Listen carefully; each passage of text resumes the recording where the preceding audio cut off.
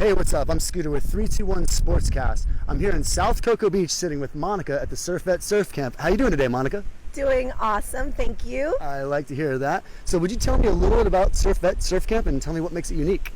Absolutely. Well, the unique thing about Surfet is that it's an all-girls surf camp. And during the summer, I do a youth camp and it's just girls, and we just have a really great time. So we're just kind of like unique to girls. We do the girl thing, little girl power type of attitude, and we just have a blast. We have a great time. I love it. Girl power. Hey, tell me what the girls might expect from a day, for like a full day of camp. What would they expect each day, and then maybe out throughout the week? Absolutely. So first day is obviously we do a little bit of a more spiel with safety. We talk to our lifeguards, we see what the flags are, we see what the surf conditions are, just really do a lot of the safety so that the girls are very aware of how powerful the ocean is. So we really try to communicate that to the girls so that they respect the ocean, they respect our beaches, so they come in with like more of an aloha spirit attitude. So that's our first day is more like the safety, but we start doing our balancing, our land pop-ups. We talk about surfboards, shapes and sizes as well, and then we get these girls on the boards on the land first, and then we get them in the water. It's hard to keep them on land, even for a split second.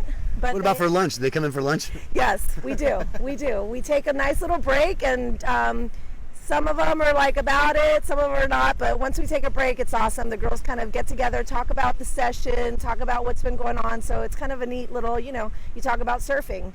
And we take that lunch break, we sunblock them up again, and so we don't want anybody getting burned, and then we just go back in the water. That sounds like a fun day for the kids. I have a question. So how long have you been surfing, and what got you into it? Maybe who were some of your early influences? Okay. I actually didn't start surfing until I moved to Cocoa Beach. I was a swimmer, water polo, and lifeguard down in Miami, and there's really not a lot of waves down there, so I never really knew, was into it at all. But when I moved to Cocoa Beach, that was it. I got the bug quick. I loved it. I wanted to do it every day. I wanted to learn. I paddled out in crazy surf that I probably shouldn't have because I had no idea. But I learned that way, and that was it. You can't get me out of the water. And that's great. And now you put the camp together years later, and you're giving back to the kids. I think that's fantastic. Can you give me just a little bit of an idea of what are some of the most rewarding things about your surf camp for you personally?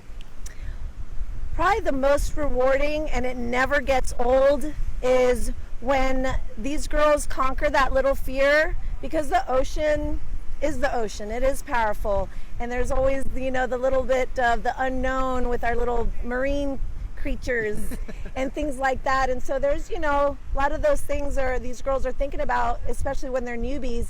And I absolutely love it when the ones that conquer that fear then all of a sudden are fearless. So by the end of they feel very like they accomplished something. They feel confident. There's a lot of confidence that comes out of this camp, and a lot of friendships, which is even better. These girls root each other on.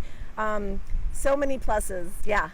That sounds great. I was just kind of thinking in terms of, you mentioned the confidence. So they come here to learn to surf, but they also build confidence that they didn't really know that they were going to get out of it. That's pretty cool. I think that's pretty neat. Yeah, I love that. It's important. All right, so for some of the girls out there that want to get into surfing, how would they get in touch with you? How would they find you online or social media and all that stuff? Give us some rundown. Okay, so we're on Instagram at Surfet321, and also our website is Surfet321, and on our website there's a phone number if you want to call. But we besides the camps that we do, we coach a little amateur team that surfs local events. So we're hoping that some of these local events are going to be available to participate in again, after all this stuff. And so we do that also. We have Saturday programs, mommy and me programs. So we have other programs besides just our youth surf camp. But right now, that's what's going on. And we're stoked on that because I know the kids needed to get in the water.